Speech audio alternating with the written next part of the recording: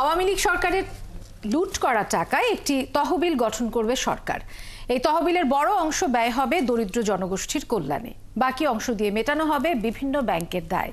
বিদেশে পাচার করা টাকা উদ্ধারের বিষয়ে প্রধান উপদেষ্টার সাথে আলোচনা শেষে কেন্দ্রীয় ব্যাংকের গভর্নর জানান, বিদেশে পাচার করা টাকা ফেরত আনতে 4 থেকে 5 বছর সময় লাগবে। রিয়া সেজানের প্রতিবেদন। পতিত আওয়ামী লীগ সরকারের দুর্নীতি করা টাকার বড় একটি অংশই বিদেশে পাচার হয়েছে। দেশেও আছে স্থাবর অস্থাবর সম্পত্তির পাহাড়। বাংলাদেশ ব্যাংকের হিসেব বলছে, এখন পর্যন্ত মোট স্থাবর সম্পত্তি জব্দ করা হয়েছে 1,30,758 কোটি টাকার। বিদেশে $164 মিলিয়ন স্থাবর সম্পত্তি জব্দ করা হয়েছে। দেশে বিভিন্ন ব্যাংক অ্যাকাউন্ট, কোম্পানির শেয়ার সহ মোট অস্থাবর সম্পত্তি জব্দ করা হয়েছে 42,614 কোটি টাকার। বিদেশে এর পরিমাণ $20.78 মিলিয়ন সমমান। জব্দ করা এই লুটের সম্পদ দেশে ফিরিয়ে আনতে করণীয় সম্পর্কে প্রধান উপদেষ্টার সাথে বৈঠক করেন বাংলাদেশ ব্যাংকের গভর্নর।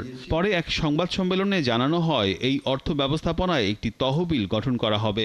লক্ষ্যটা হচ্ছে একটা ফান্ড প্রতিষ্ঠা করা, যে ফান্ডের টাকা দিয়ে ব্যাংকগুলোকে আমরা ক্ষতিপূরণ দিতে পারবো, আর বাকি টাকা যেগুলো নন ব্যাংক রিলেটেড সেই প্রপার্টিগুলোকে তখন সরকার তাদের আরেকটা ফান্ডে নিয়ে জনহিতকর কাজে সেটাকে ব্যয় করবে। পাচার করা এসব অর্থ দেশে ফেরাতে এরই মধ্যে বিভিন্ন দেশের সাথে আলোচনা চলছে, তবে এই জন্য 4 থেকে 5 বছর পর্যন্ত সময় লাগতে পারে।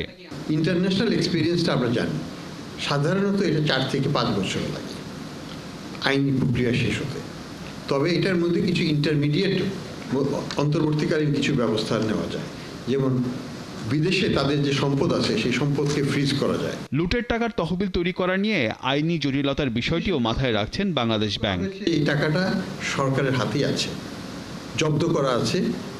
এটা এখন আইনগত প্রক্রিয়াটা শুধু শেষ করতে পারলে দ্রুততার সাথে, আমরা যদি কোনো আইনগত পরিবর্তনও করে ফেলতে হয়, দ্রুত করে আমরা এই ফান্ডটাকে হস্তান্তর করব সরকারের কাছে। এদিকে মোবাইল ব্যাংকিং প্রতিষ্ঠান নগদের দুর্নীতির ব্যাপারে এক প্রশ্নের জবাবে গভর্নর বলেন, প্রতিষ্ঠানটি 650 কোটি টাকার ই-মানি অনুমোদন করেছে, যা নকল টাকা তৈরির মতোই একটি জালিয়াতি। 650 কোটি টাকা মতো ই-মানি ক্রিয়েট করেছে, যেটার এগেইনস্টে প্রকৃত অর্থ ছিল না। রিয়াজ সেজান, 71, ঢাকা।